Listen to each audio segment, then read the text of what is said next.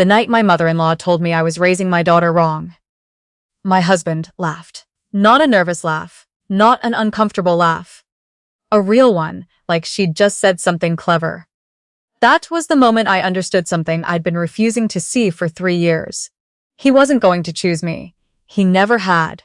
My name is Lily, and I was 31 years old when my marriage quietly ended at a dinner table in Mississauga, while my daughter sat beside me eating her soup.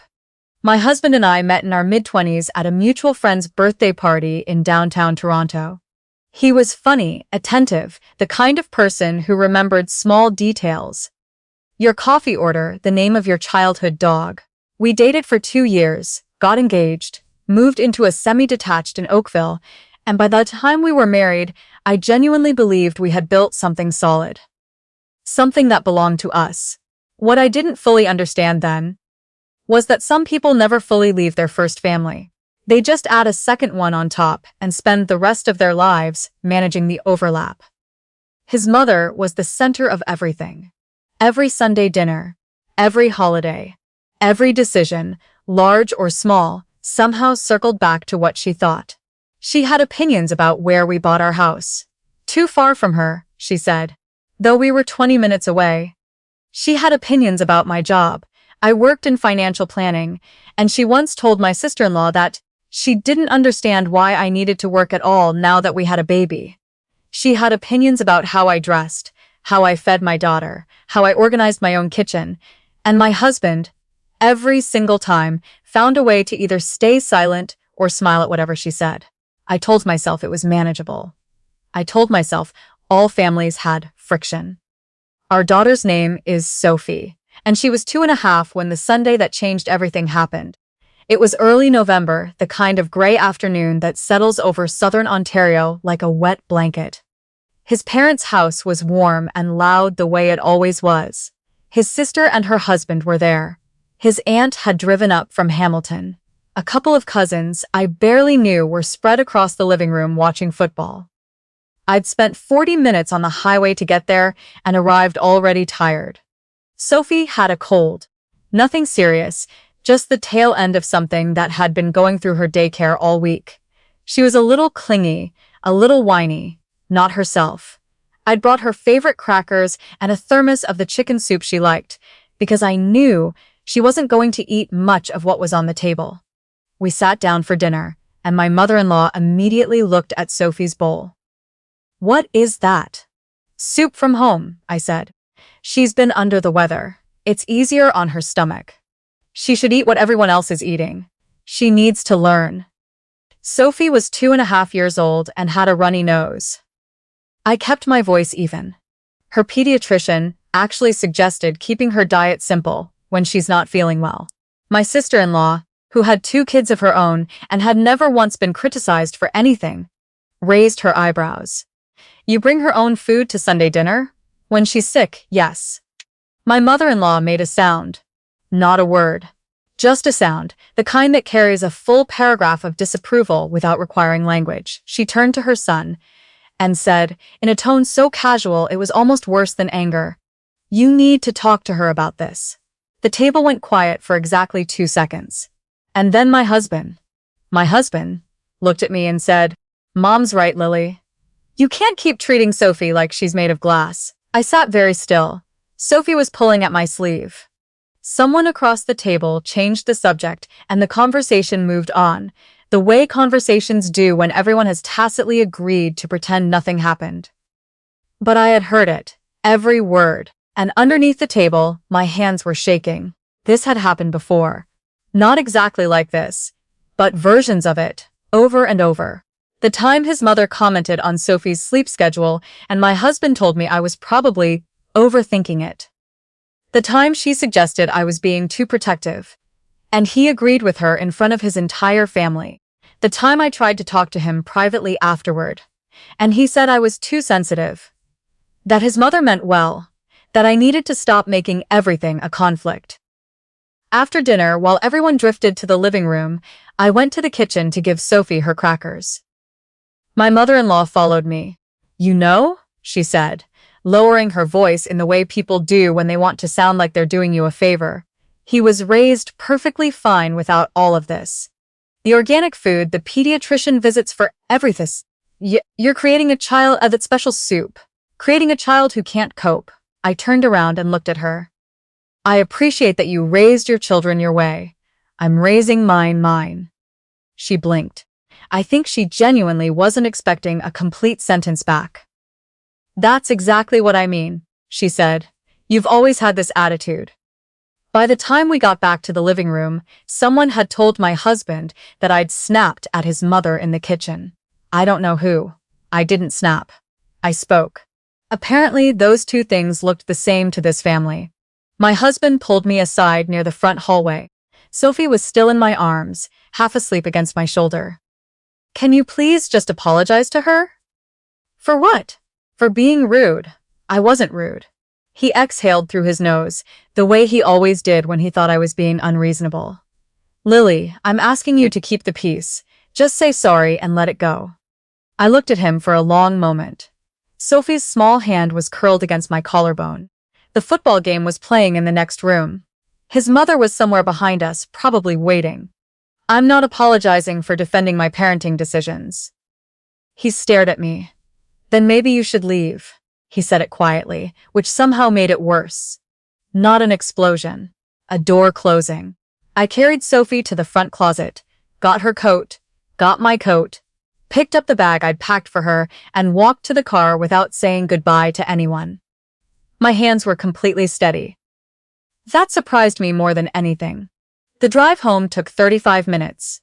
Sophie fell asleep before we hit the highway. I turned the radio off and drove in silence, and somewhere around the Mississauga exit, I made a decision I hadn't fully consciously formed yet, but that I could feel solidifying somewhere in my chest. I was done asking for permission to be respected. What happened over the next 3 weeks, almost nobody knew about. My closest friend, I'd known her since we were in the same residence at Western, had been telling me for 2 years that I needed to talk to someone. Not about my husband specifically, just about the weight I was carrying. She wasn't wrong. I'd been carrying it so long. I'd stopped noticing how much it cost me every single day to show up and perform. Everything is fine. I called her the Monday after the dinner and told her what had happened. She didn't say I told you so. She just listened, and then she said, "What do you actually want your life to look like?" I hadn't thought about that question in years. I'd been so focused on maintaining equilibrium. Managing my husband's moods, managing his mother's expectations, managing the version of myself that was least likely to cause friction, that I'd stopped asking what I actually wanted. So I started asking. The first thing I did was call a family lawyer. I'd been meaning to do this for months in a vague, hypothetical way. This time I actually made the appointment. Her office was in Brampton, 30 minutes from the house, and I went on a Thursday afternoon during my lunch break and sat across from her for 90 minutes and asked every question I'd been afraid to ask out loud. She was calm and precise and didn't make me feel foolish for not knowing things. She explained exactly how separation worked in Ontario, what the process looked like with a child under 3, what I was entitled to, what co-parenting arrangements typically looked like, what I needed to document and what I didn't. I left with a folder of information and a referral for a mediator. I also quietly began moving money, not in any dramatic or deceptive way, just making sure my own TFSA and RRSP contributions were current, that my direct deposit was going to my personal account, that I had access to the emergency fund we'd set up jointly. My background was financial planning. I knew exactly what to do, and I did it carefully and legally. My husband, during this entire period, behaved exactly as he always did after an argument. He assumed time would smooth things over. He sent me a text 2 days after the dinner saying, "I think we both need to calm down." He didn't apologize. He brought home butter chicken from the place I liked one evening, which was his version of a peace offering, and set it on the counter without any acknowledgement of what had been said at that front hallway, without any reference to his mother telling me I was raising my daughter wrong while he sat at the same table and nodded along. I ate the butter chicken. I said, "Thank you." I felt nothing. His mother called twice that week. I let it go to voicemail. She left one message about family unity. I deleted it without finishing it. His sister sent me a message about how Mom is really hurt, and I read it once and set my phone down and didn't respond. I had spent 3 years handing people my words so they could twist them. I had learned slowly that silence gives them nothing to work with. The lawyer had given me a realistic timeline. If I wanted to initiate separation, I needed to think carefully about the family home, about Sophie's routines, about schooling, about whether my husband and I could co-parent reasonably or whether we'd need more formal structure. I went through all of it, every single item. And for every decision, I asked myself one question: does this make Sophie's life more stable or less stable? If the answer was more, I kept going. If it was less, I stopped and reconsidered. By the end of the 3rd week, I had spoken to the lawyer twice more, signed a lease on a 2-bedroom apartment in Burlington. Close to Sophie's daycare, close to my office, close to my friend, and booked a moving company for a Saturday when my husband would be at his parents' place for his father's birthday, a commitment he'd had in the calendar for months, and which I had no intention of disrupting. I packed over 3 evenings after Sophie was asleep, just the essentials at first. Her things. My things, documents, the cast iron pan that had been mine before we moved in together. The photo albums from my side of the family. I left anything that was genuinely shared or genuinely his. I was not interested in punishing anyone. I was interested in leaving cleanly. The Friday before the move, we sat down for dinner together. The 3 of us, the way we usually did on weekdays. Sophie was in a good mood, chattering about something she'd seen at daycare, her soup spoon in her fist like a tiny scepter. My husband talked about a project at work. It was a completely ordinary evening. He had no idea. I'm not sure if that's the part that should feel cruel. I've thought about it since. But I also remembered the front hallway, Sophie on my shoulder, and him telling me to apologize or leave while his mother listened from the next room. He had made a choice. I was making mine. Saturday morning, he left at 10. The movers arrived at 10:30. By 2 in the afternoon, Sophie and I were in our new apartment. She ran between the rooms, her socks sliding on the hardwood, while I unpacked her things first: her books, her stuffed rabbit, her nightlight, her small table and chairs, so that by the time she needed to sleep, something would already feel familiar. I had left a letter on the kitchen counter of the house. Not angry, not accusatory. Clear. I explained that I was not willing to continue in a marriage, where I was asked to apologize for having boundaries, where my parenting decisions were routinely undermined in front of his family, where his silence during those moments communicated louder than anything he ever said privately. I said I had spoken to a lawyer, that I wanted to co-parent respectfully and cooperatively, that I had no interest in making this harder than it needed to be, but that I was not going back. His first call came at 3:15. I watched my phone light up from across the room. I let it ring. He called 4 more times before leaving a voicemail. His voice in the message was not angry. It was disoriented, like someone who had walked into a room and found the furniture rearranged. Lily, call me back. Whatever is happening, we can talk about this. Just call me. I waited until Sophie was down for her nap, then I sat on the floor with my back against the wall. There was no couch yet. It was coming Wednesday. And I called him back. "Where are you?" he said. "We're at the new apartment. Sophie is fine. She's napping. You?" He stopped. Started again. "You actually left?" "Yes." "Lily, you can't just—" "I can," I said. "I've spoken to a lawyer. I have documentation. Everything I've done is legal and above board. I am not trying to keep Sophie from you. I've already emailed you a proposed schedule for seeing her. Check your inbox." A long silence. "I didn't think you'd actually do this." I looked around the empty apartment, the light coming through the west-facing window. Sophie's drawings already taped to the wall because I'd put them up first thing, before the boxes were even half unpacked. "I know," I said. The months after that were not easy in the way that new things are never easy. There were legal appointments and scheduling negotiations, and one very difficult conversation in a mediator's office, where everyone remained professional, But the air was taut the entire time. There were evenings when Sophie asked for her dad, and I sat with her and explained, in the simplest language I could find, that Mummy and Daddy both loved her very much, and that some things were changing, but she would always be safe. There were mornings I woke up at 5 a.m. and lay in the dark of my new bedroom and had to consciously choose again to believe I had done the right thing. But something else also happened. Sophie settled. Within a few weeks, she was sleeping better, eating more consistently, waking up in a good mood more often than not. Children pick up on tension in a way adults underestimate. The household she'd been living in had been taut for a long time. Now the air in our apartment was just quiet. Uncomplicated. I hadn't realized how much I'd been bracing myself daily until I stopped doing it. I settled too. I started cooking again, properly, not just managing meals. I called my parents more. I took Sophie to the conservation area near our building on Sunday mornings and let her collect leaves and stick them in her pockets. I read in the evenings after she went to sleep instead of spending those hours managing my anxiety about the next family dinner, the next comment, the next situation I'd have to navigate.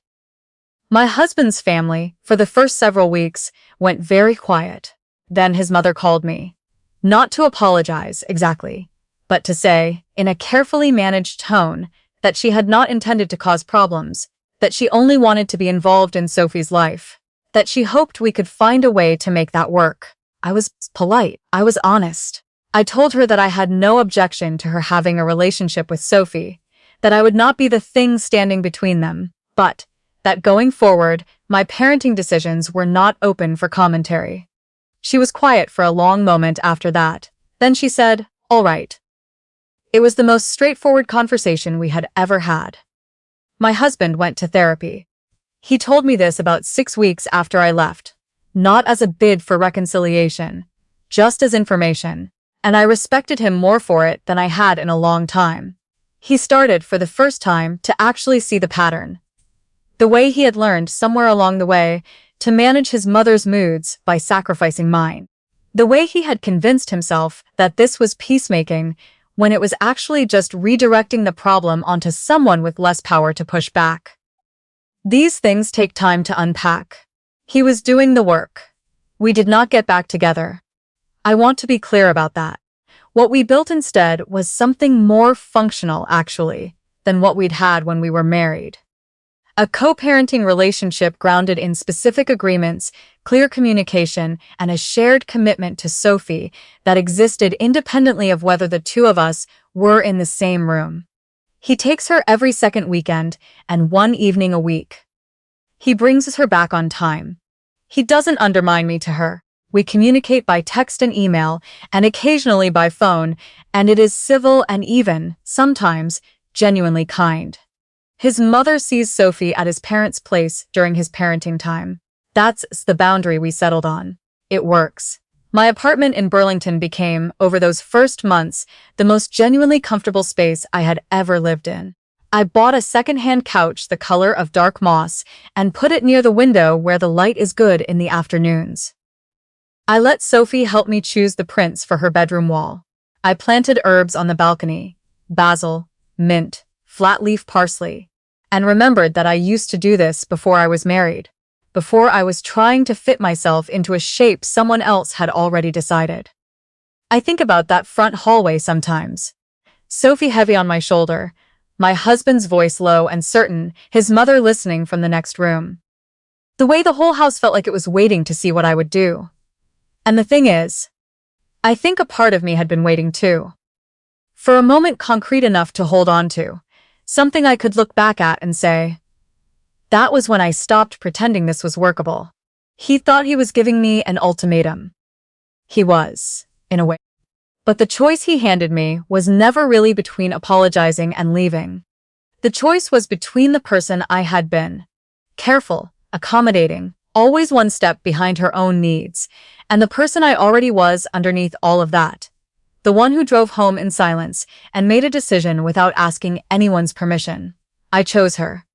And I would do it again, every time.